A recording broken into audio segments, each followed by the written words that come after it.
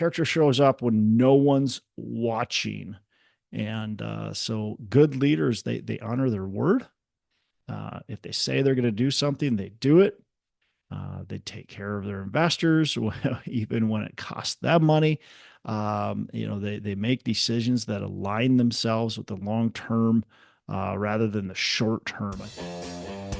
Hello and welcome to Pillars of Wealth Creation, where we talk about creating financial success with a special focus on business and real estate.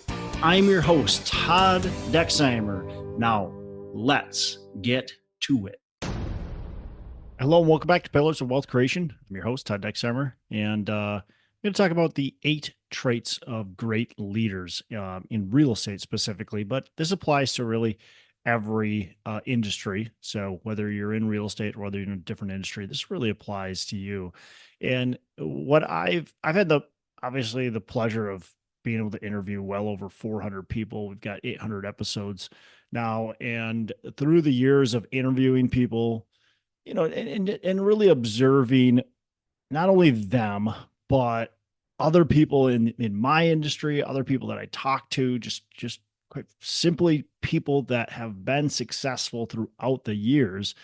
What I have really noticed is kind of, I don't know, just reoccurring themes that go hand in hand with people's success.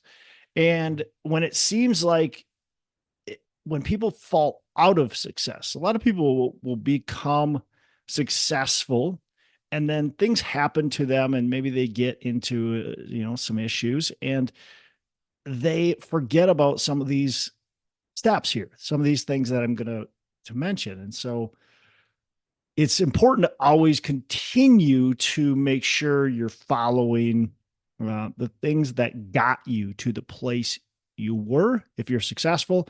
And then if you haven't quite made it, maybe you're working at it, maybe you're at your W-2 still and want to get there. It's really important just to continue to build and grow yourself. And so that you can get to where you want to be, right? You can be eventually quit your job if that's your goal. You can eventually start the business if that's your goal. You can have the business take off and do really, really well and create amazing value for tons of people that want the service or the good or whatever it is that you're selling. So, okay. So what are they? What are these 8 traits of great leaders?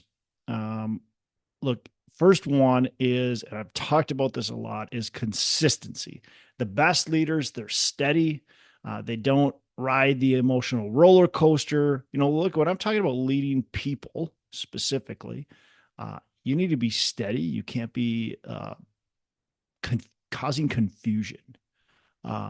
If you're causing confusion because you're not consistent, in the actions you're taking, in the words you're saying, in those types of things, you're not going to be a successful leader. If you're leading your business and we're just talking not people, same thing. Like you need to be steady. You can't be a roller coaster. So consistency is huge. Great leaders don't panic when, interest rates move, when deals fall through, when something goes sideways with construction, they're not panicking.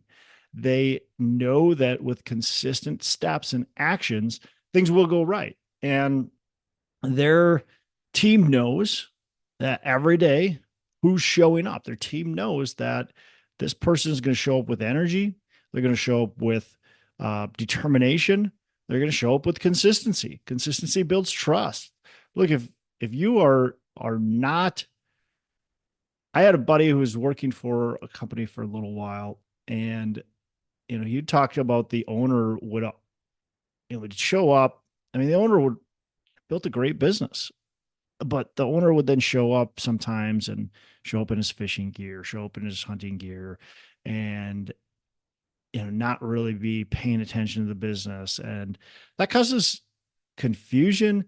It causes disdain. Like he didn't like that because he's busting his butt, yet the owner isn't showing that he cares. He's not consistent. And so that doesn't really build trust. That frankly does the opposite. So there's no really such thing as this overnight success. So this guy didn't get successful for no reason, but now all of a sudden he's not showing it. And it's different if you step away and you tell people like you're retiring or something like that.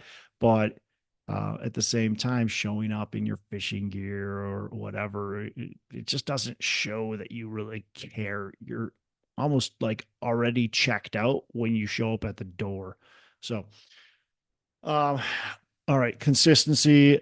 Look, man, it's a grind. You got to do it. But I think if you really truly believe in the business and love the business and want to get to where you want to go and have a true hard why, consistency becomes a lot easier. Now, I'm not saying it's the easiest thing in the world. It's still difficult. It still takes effort, right? There's still days that you just don't really want to show up, right? There's still days where you just don't feel like it's you just don't feel like it's happening, right? You just like, man, I just so many things that have gone wrong.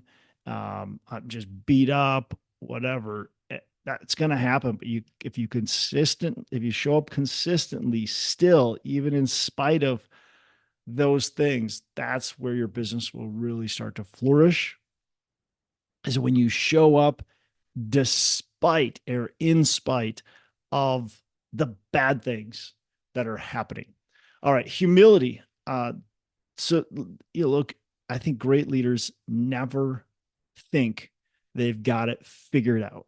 They still ask questions. They still uh, seek mentors. They still listen to people who challenge them, even people who maybe are quote unquote below them. Like they're the boss, they're the owner, but if they've got people in the company that challenge them, they're still going to listen to them. And then the other thing is too is they hire people that are smarter than them.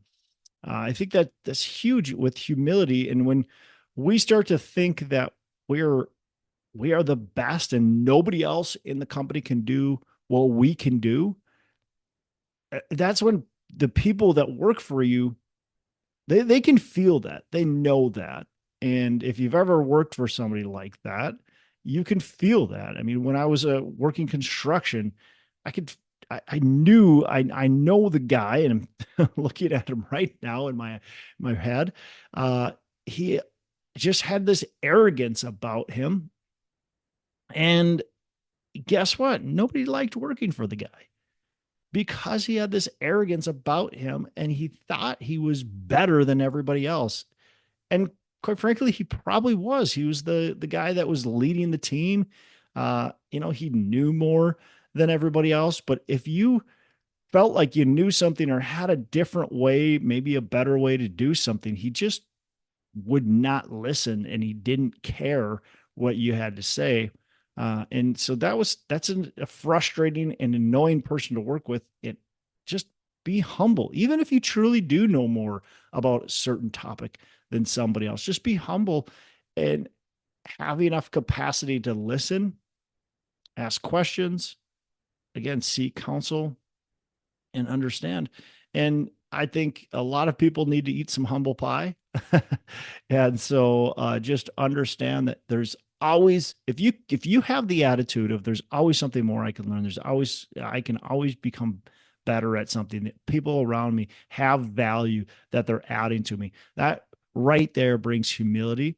And you don't need this. I think people who have um, I don't know, who lack humility are oftentimes the ones that are probably the most insecure with themselves and with what's going on. So ethics. This one goes without saying. Look, you got to be ethical. Obviously, I think that most business owners are. Unfortunately, there's some that aren't, and then they ruin it for everybody, right? Everybody thinks that business owners are greedy. Everybody thinks that wealthy people are greedy. Everybody thinks that real estate investors are greedy, whatever it might be. You think they're greedy because one, two people ruin it for everyone. When I look at the people that I know in this industry, I think 99 out of 100 of them are very ethical. I think 99 of 100 are good. They want to do right. And then you've got the few people that commit fraud. And unfortunately, we're seeing that come out right now where the market has shifted. We had this super hot market where everybody was making money. It didn't matter really what they did. And all of a sudden the market shifts and expenses go high, interest rates go high, rents are either flat or going down in many markets. And you see the true color of a few people in the industry come out, and everybody thinks that that's everybody just because it's happens to a couple people, and unfortunately a couple people in the Twin Cities, and a few people that I have not no nobody happily that I've really would consider myself friends with, but a few people that I know have gotten themselves into some trouble, and that's unfortunate. And you hate to see it because I guess I just don't want to see anybody getting hurt. They're hurting themselves certainly, but they're also hurting their investors. They're hurting other people, and you just don't want to see that happen. And you also don't want to see the industry get tarnished, right? You hate to see that. So, look, character shows up when no one's watching, and so good leaders they honor their word. If they say they're going to do something, they do it. They take care of their investors, even when it costs them money. They make decisions that align themselves with the long term rather than the short term. I think that's the biggest one. We look at business, and what are you doing to make sure you're aligning yourself and taking care of the long term and not just the short term. Where people, I think, a lot of times get in trouble is I don't think when we talk about doing something illegal or doing something just not ethical, I don't think it usually starts with a place of malice. I think usually it starts with a little bit of short term greed, short term. We will just do this once and we'll pay this back. Just like happens with potentially even good intentions, but it's usually because they're just looking at today versus looking at the long term, and they're not thinking through the decisions they make. Now, I'm not saying that everybody has good intentions when they do something illegal or wrong or unethical. Certainly that's not the case always, but I think it does happen. And all of a sudden, somebody's moving some money from here to there or telling a quote unquote white lie to, investors, brokers, whoever it might be. And then it just snowballs and they can't take it back. And so, man, now all of a sudden they're in big trouble. And that's what I gather happened to one of the groups that I know, is they just started doing something slightly unethical, not slightly, completely unethical, but not out of malice, right? And then it just snowballed and it got really bad. All right. So take ownership. Well, if you do something, of course, take ownership. But hopefully, if you're ethical, you're not doing something that's going to be bad, at least bad in a jail time way. So take ownership. When things go wrong, because they certainly are going to, you got to look in the mirror first. You can't blame interest rates or market cycles or your team or whatever it might be. You got to look in yourself in the mirror first. Look, everything in our portfolio hasn't gone perfect. And even though we could sit here and blame certain things, interest rates, whatever it might be, and that's part of it. I'm not saying it's not part of it, but you got to take ownership. You're the one that decided to buy that property. You're the one that decided this is the right, business, or this is the right product, or whatever that might be. You are ultimately in charge. And maybe even somebody else decided that for you. Well, look, you're in charge of that person. You hired that person. You maybe didn't put enough checks and balances on that person. You should have been more involved and you weren't. Whatever it might be, you have to take ownership. When things go wrong, great leaders are always saying, I did that. That's my That is because of me. What can we do better to fix this? And it's not about beating yourself up about it, right? It's not about taking ownership and just beating yourself up. No, it's about learning from it, but taking that responsibility as the leader of the business, as the leader of the organization, saying, what could I have done differently? Where did I fall short? How do we fix this as a team? And looking at that, and that takes a lot of the pressure off of other people in your company. But at the same time, you should want people in your company that also take ownership. So in our assisted living business, we preach to our staff that everybody needs to take ownership. Everybody has responsibilities. If you have a role in the company, which if you work for us, you have a role in the company, you have responsibilities and you need to take ownership of those responsibilities. If something goes wrong, why did it go wrong and how can you fix it? Where did you fall short in the equation? What could you have done differently in the equation? And how do we as a team fix that problem? And if you're willing to take full ownership, and if the people in your company are willing to take full ownership, a lot of good things are really going to happen, right? And it's really easy to just skip over it when you think it's somebody else's fault. This is clear as day. It's somebody else's fault. Somebody else screwed up. I had nothing to do with it. I was on vacation or I was, whatever. It's still your fault. You need to take ownership.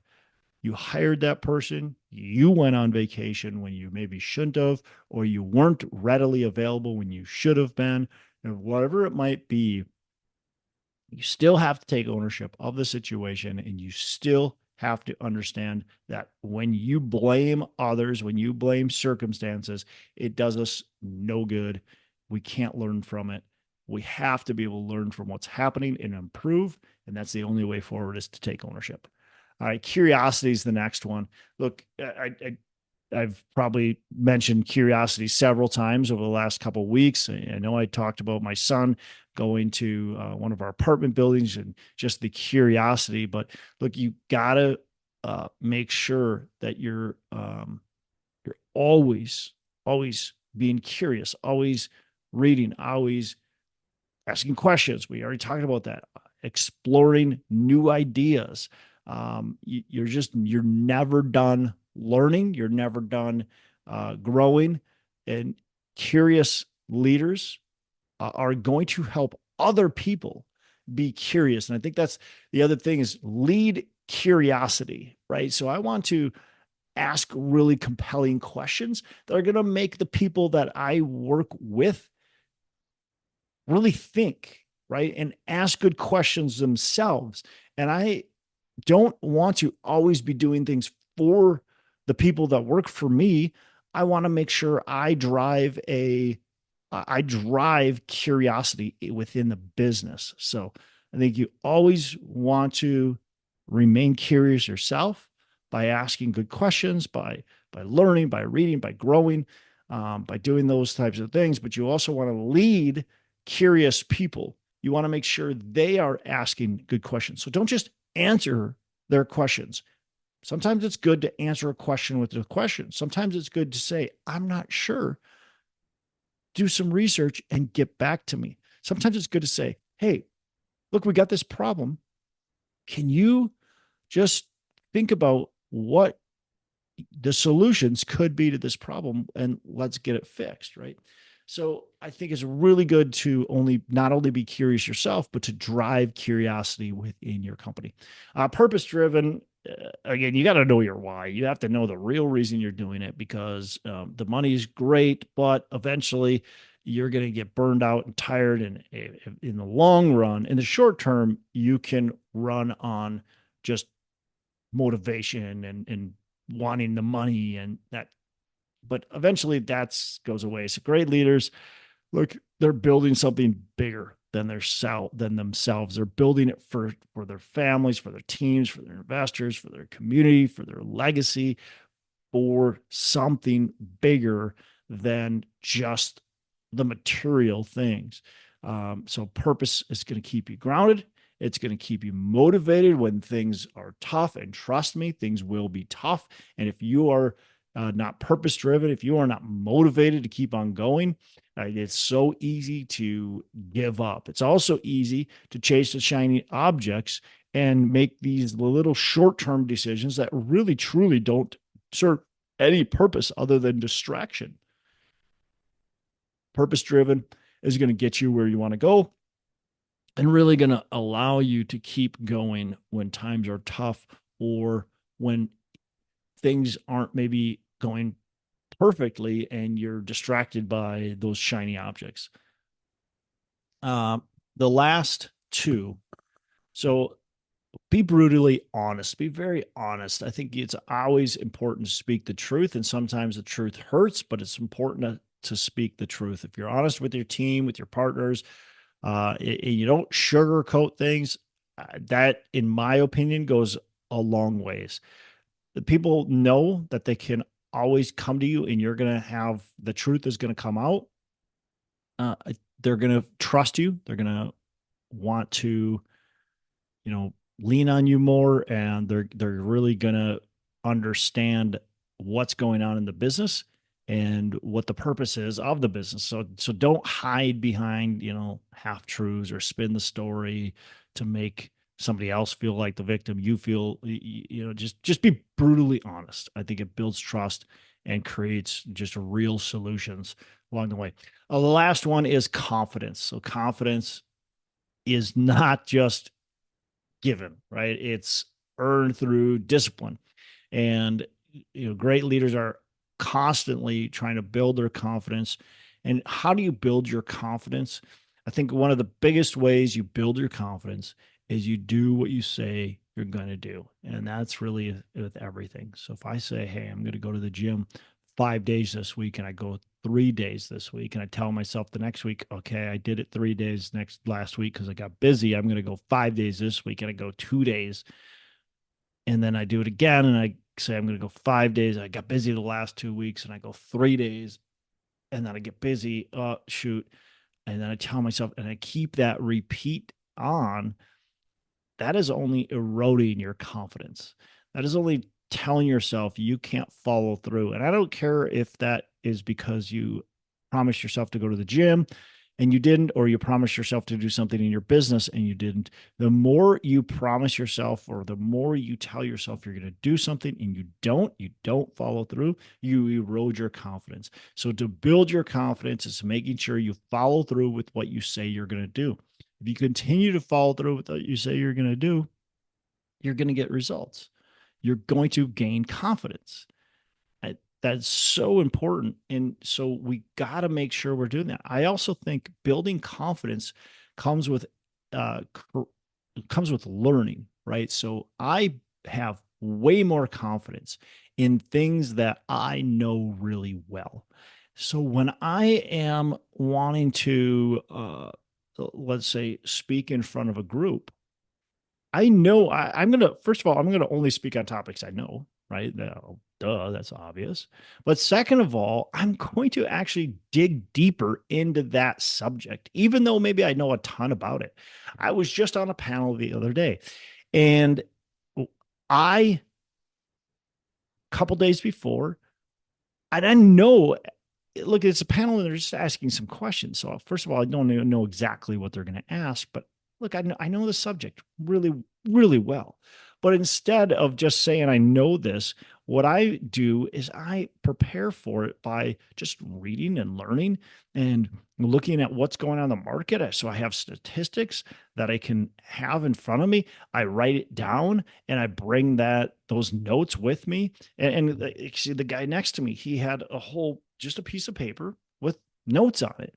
And that brings confidence because we've done our research. And quite frankly, you never really look at your notes. You maybe glance at them and go, oh yeah, I want to make sure I hit on this. But I knew the topic inside and out, but I take some time to learn about it. And then on the way there, I'm listening to a podcast about that topic, about the market. It was really about the market, what's going on in the market. So I'm listening to that. it gives me confidence. So when I get up there, I don't feel like I'm unprepared. I feel like I'm ready to go. I'm ready to go. I know what to say because I've already said it in my head. I've already listened to it. I've already heard it. I already know it.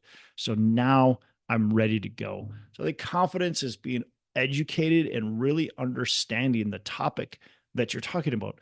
It's also about doing the reps, right? The more you do something, the more you gain confidence. So you've got understand you might start something that you're just not super confident about, but the more you do it, the more reps you gain, the more confidence you're going to grow. Look, leadership isn't easy.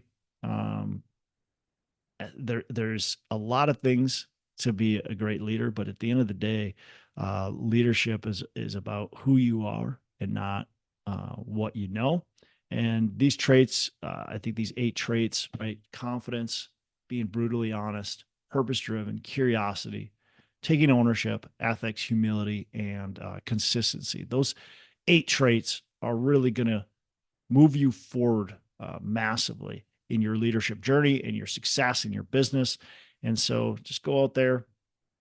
Obviously, the world doesn't need more bad leaders. They need consistent, humble, ethical, accountable, purpose driven, and confident leaders that can go out there and do something great. That's it for today. You have a fantastic rest of the day. Make every day Saturday. Hey, thanks so much for listening. I appreciate you being a loyal listener. I would love to have you go on to our Facebook page and subscribe, give us a thumbs up, go on to iTunes or wherever you listen and give us a rating and review. Don't forget to subscribe.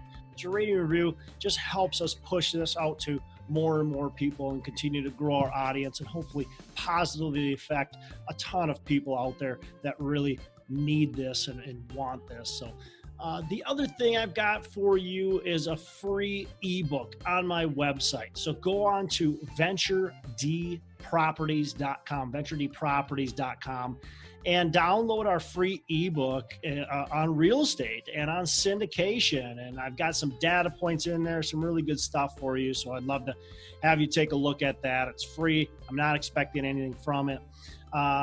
And also, look, if you want some help in multifamily, want some help learning, growing, getting your business off the ground, I would love to talk to you about what it would look like to work with me potentially and see if that's a good fit. So you can go to coachwithdex.com and check that out, and we can definitely have a call.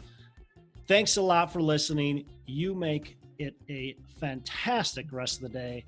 I'll catch you on the next episode.